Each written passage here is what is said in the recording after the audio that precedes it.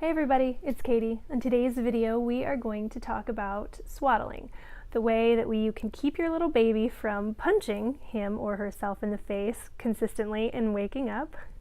I want to share with you what we did and what we felt like worked really well for us when our two littles were little.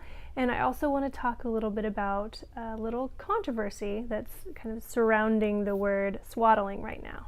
When my first daughter was born, my husband and I quickly realized that if we didn't do something about it, she was going to slap herself. We'd put her down for a sleep and she'd end up kind of like this and it'd be about 5-10 minutes and then all of a sudden we'd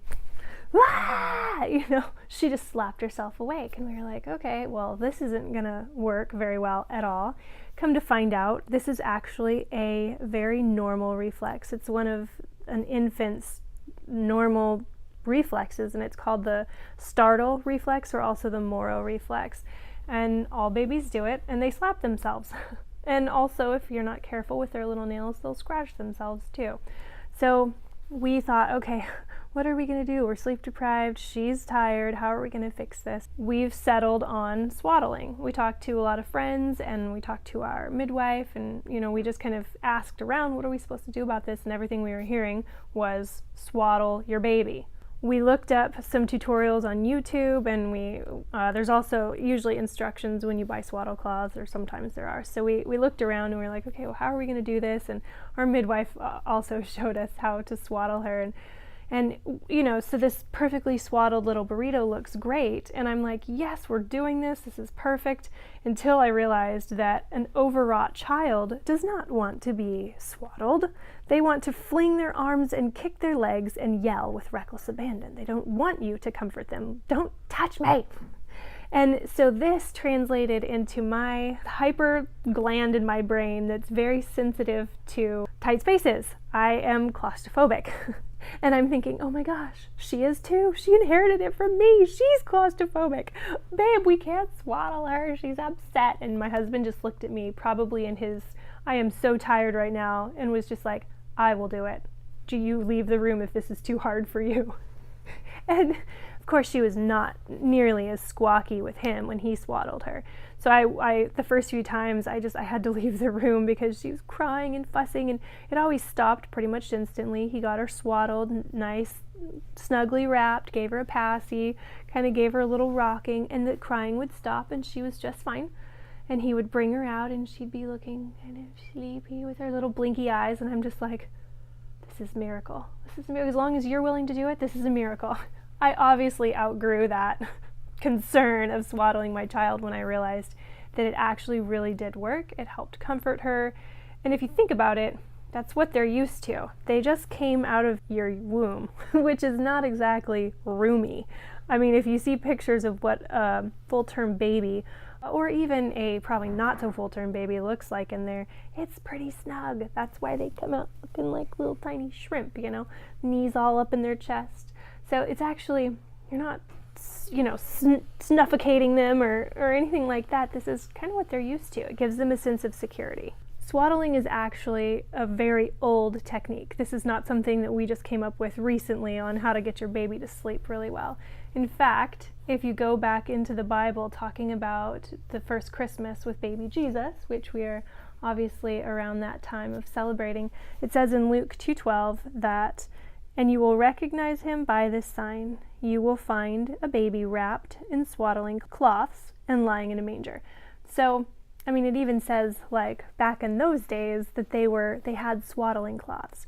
So this isn't a new thing that we just kind of thought of to help babies sleep. This is tried and true for thousands of years.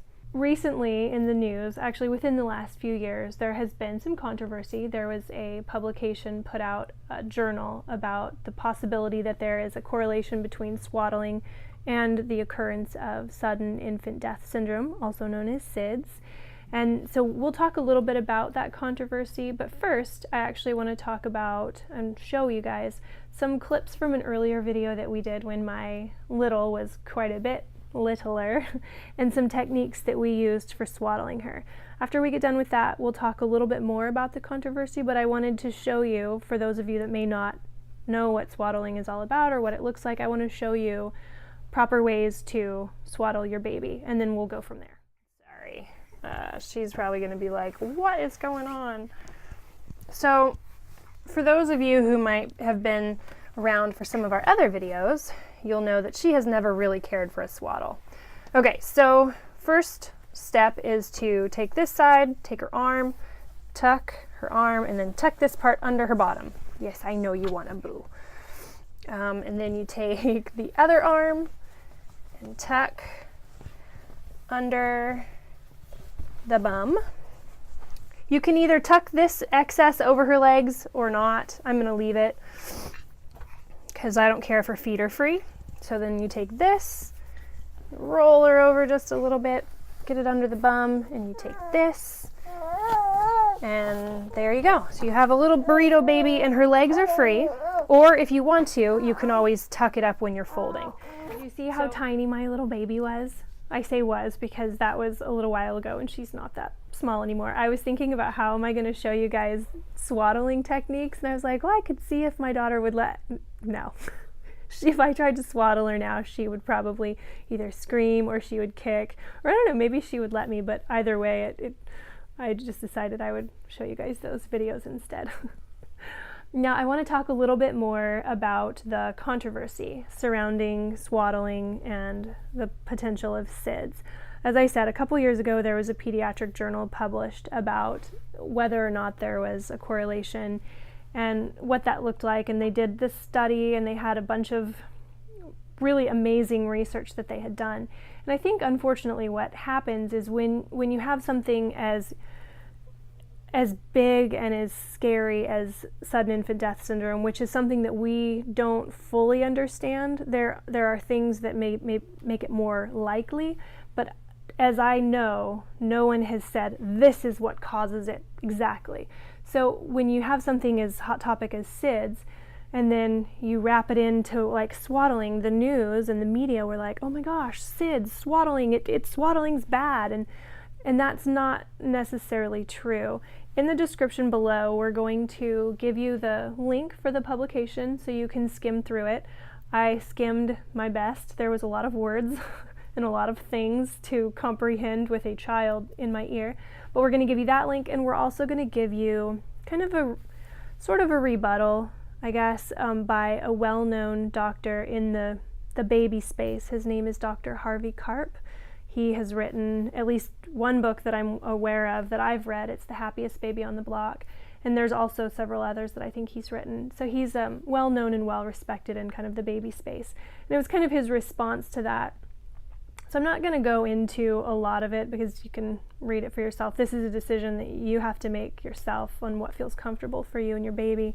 But basically, the takeaway from Dr. Karp and from the publication was that it's not, you can't say that swaddling causes SIDS. There's way more involved. There's too many nuances. It's not as simple as saying swaddling and SIDS. There's a lot more involved in it. But there are a few things that I will tell you, and that is, number one, use common sense.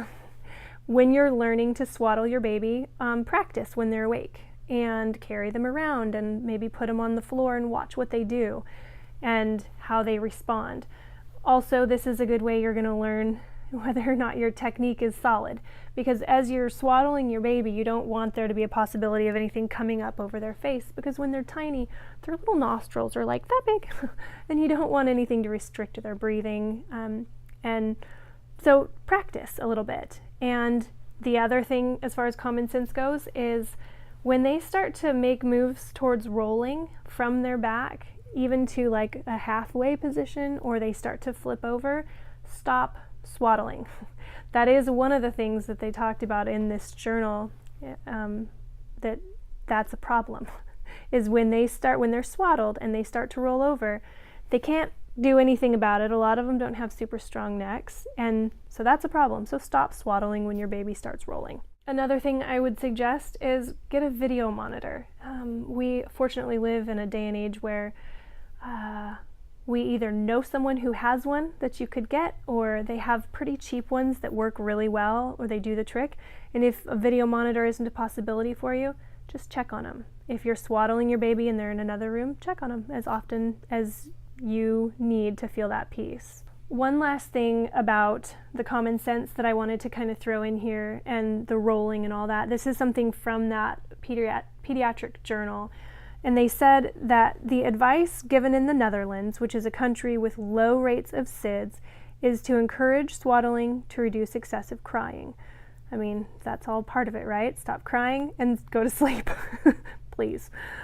Because of the likelihood of rolling to the prone position, the official advice in the Dutch guideline on excessive crying is never to initiate swaddling after the 4th month, 4 months old, to stop swaddling as soon as the child signals he or she is trying to turn over, and always to stop swaddling before the 6th month of age. After this, infants will be able to roll over. And again, this is from the Netherlands with a really low rate of SIDS. And I feel like that's pretty solid advice. The last thing I want to say about swaddling and SIDS and all that, kind of the controversy, is to encourage you to find your peace. What feels right to you in your mama or daddy heart. If it doesn't feel good, or if it doesn't feel like it's safe, then take some time to think about it and make that decision. Don't do it because everybody says to do it. Do it because it feels right to you, and it's something that you've thought about, you've talked to your partner about, you've talked to your pediatrician about. If you have concerns about, am I doing this right? Show your pediatrician when you go in for your appointment. Here's what we're doing. Is this okay? But do what feels best to you, whether that's to swaddle or not to swaddle. It has to be something you're comfortable with, because it's your baby and you know them better than anybody else. Hey, so we have a Facebook page. I don't know if you guys have checked it out, but if you haven't, I would love to invite you to come and check it out, and feel free to leave comments or say hi. We love to interact. I love to interact with you guys in that way. I'd also like to invite you to be a subscriber if you're not already. That way you can sign up to get notifications when we put out new videos, which is every week. We just talk about family stuff, baby stuff, pretty much whatever's happening in life at the moment. Also, regarding this video, if you liked it, please click like and consider sharing it if you know of anyone in your world that would benefit from this information. And also, I'd like to invite you to leave a comment if you have any thoughts about swaddling. I always appreciate wisdom from wherever it might come from, because this is how we get through mom life, is we share what we know. So if you have any stories you want to share or any information, feel free to leave it in the comments. We always enjoy that. And hope you guys have a wonderful rest of your day. Hope to see you next week. Have a good one. Bye.